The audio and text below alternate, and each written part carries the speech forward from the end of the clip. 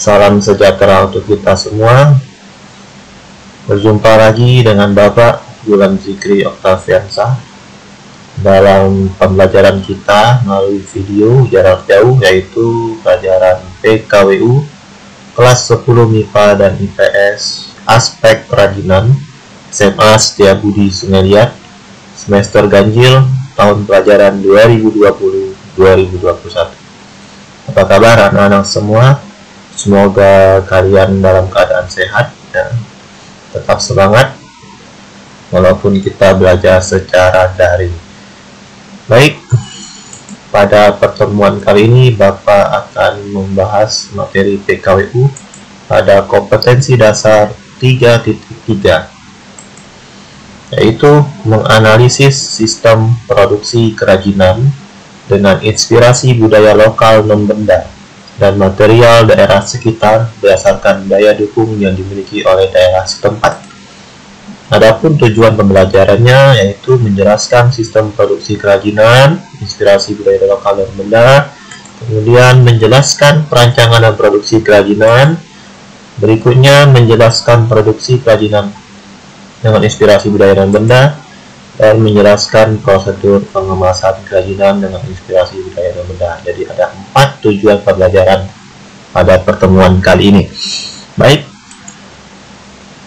judul pertemuan kita yaitu sistem produksi kerajinan dengan inspirasi budaya lokal dan benda. Jadi kerajinan yang kita pakai ya pada pertemuan selanjutnya sudah Bapak bahas, yaitu inspirasinya adalah budaya lokal dan benda yang sudah Anda cari. Apa saja budaya lokal dan benda yang ada di provinsi kita sudah tentu banyak ya. Jadi ada 4 nanti yang akan Bapak bahas di sini. Yang pertama yaitu perancangan dan produksi kerajinan itu sendiri. Yang kedua yaitu tahapan penentuan budaya dan benda menjadi ide benda kerajinan. Yang ketiga yaitu mengenal produksi kerajinan, bagaimana cara memproduksi suatu kerajinan tersebut. Dan yang keempat, mengemasnya menjadi sebuah kemasan yang cantik, menarik ya. Jadi inilah 4 materi yang akan Bapak bahas ke depannya.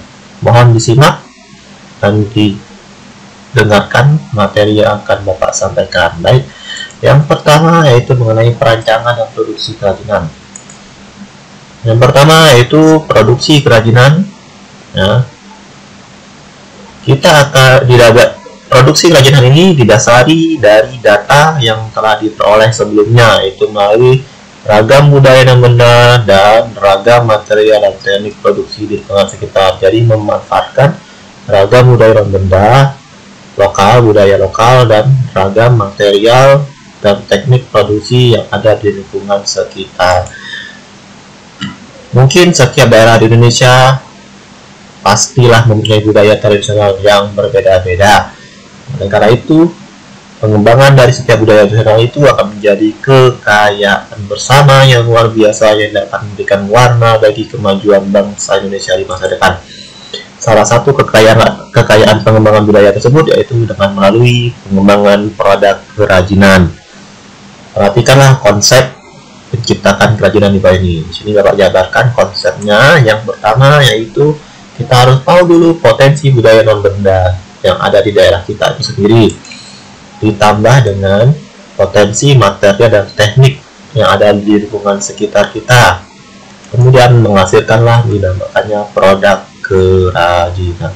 Jadi produksi kerajinan itu adalah hasil dari potensi budaya dan benda dan potensi material dan teknik yang ada di lingkungan sekitar, menghasilkan namanya produk kerajinan. Yang kedua, lanjutan dari perancangan dan produksi yaitu perencanaan kerajinan. Adapun hal-halnya, yang pertama itu ya tadi oleh beberapa hal. Yang pertama itu pemilihan sumber inspirasinya. pembuatan sketsa idenya dan pembuatan studi modelnya atau prototypingnya. Nah, yang ketiga itu tahapan penerjemahan nilai benda, pemahaman terhadap simbol, makna simbolnya, kemudian mencari kata kunci yang dapat menjadi dasar dari pengembangan ide produk, mencari ide-ide fungsi dan bentuk kerajinan. Contoh, di sini Bapak contohkan yaitu kita mengambil inspirasi budaya dan benda dari daerah kita sendiri, Provinsi Kepulauan Bangka Belitung. Apa yang Anda tahu? Salah satunya itu upacara adat nganggung. Nah, itu nganggung adalah simbolis dari inspirasi budaya dan benda upacara adat. Kemudian maknanya, jadi nganggung itu memiliki makna yaitu upacara adat merayakan hari besar khususnya umat Islam, biasanya acara Maulud, Lebaran kah, ya, atau acara sedekah, ruahan segala macam, pasti ada yang namanya nganggung, ya. Mungkin anak-anak sudah sebagian tahu istilah nganggung tersebut, tidak asing lagi, ya.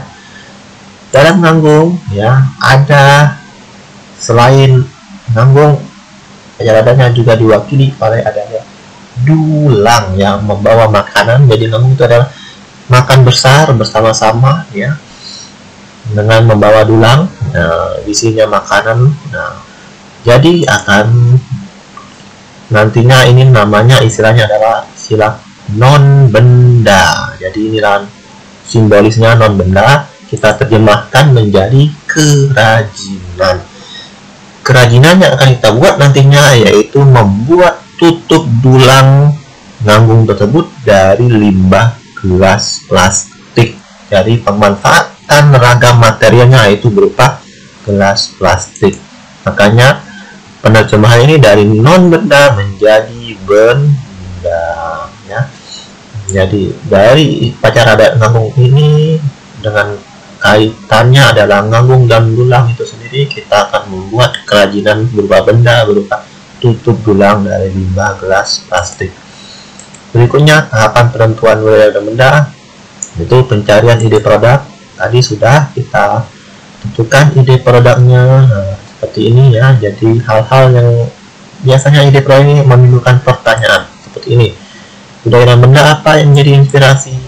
Produk kerajinan apa yang akan dibuat? Mengapa produk kerajinan tersebut dibuat? Siapa yang menggunakan produk kerajinan tersebut? Bahan serta material apa yang dipakai? Warna dan daun atau motif apa yang akan digunakan? Adakah teknik warna tertentu yang akan digunakan? Dan bagaimana proses pembuatan barang tersebut? Serta alat apa yang dibutuhkan? Biasanya ini adalah pertanyaan ini yang memunculkan ide-ide untuk membuat suatu kerajinan.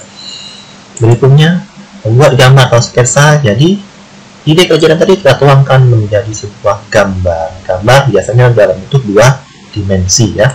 Kemudian, nanti selanjutnya setelah gambar itu pilih idenya yang paling bagus menurut kita. Itu sudah ditentukan, yaitu membuat tutup dulang, ya. Jadi gambar sketsnya sudah bagus, kita buat, ya, pilih yang semenarik mungkin, bagaimana motif dulangnya, tutup dulangnya, mau warna apa, terserah, ya. Nanti hasilnya itu kita akan, yang kalau langkah keempat yaitu prototyping atau membuat studi model. Nah, dari 2 dimensi gambar tadi, sketsanya akan kita gambarkan menjadi 3 dimensi. Ya, dengan menggunakan material tadi yaitu berupa limbah gelas plastik. Ya. Yang terakhir, tahapan penentuan budaya benda itu perencanaan produksi.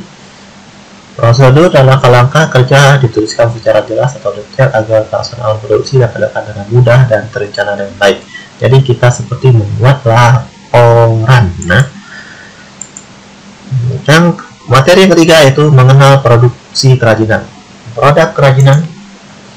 Pertama itu produk kerajinan, proses produk kerajinan, produksi kerajinan. Di antaranya adalah ada bahan baku, oke. Adanya teknik produksi, oke, dan adanya sumber daya manusia, ya. Inilah proses produksi yang harus didukung, ya. Daya dukungnya ada 3, bahan baku, teknik, dan sumber daya manusia. Yang kedua, mengenal produksi. Yang kedua itu kegiatan produksi itu sendiri. Apa saja? Yang pertama itu pembahanan, pembentukan atau perakitan, dan finishing. Pembahanan biasanya kita tentukan alat dan bahan yang akan kita pakai. Tahapan yang kedua itu pembentukan atau perakitan, membuat model yang sesungguhnya dari alat dan bahan tersebut.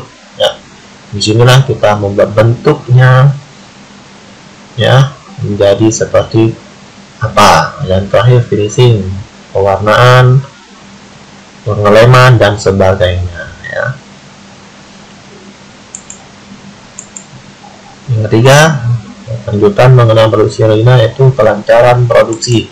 Kelancaran produksi tentunya ditentukan dengan dari cara kerja kita memperhatikan K3, atau nama lainnya adalah kesehatan dan keselamatan kerja. Kita harus perhatikan ini supaya kita memproduksi hasil produknya menjadi baik dan benar, ya.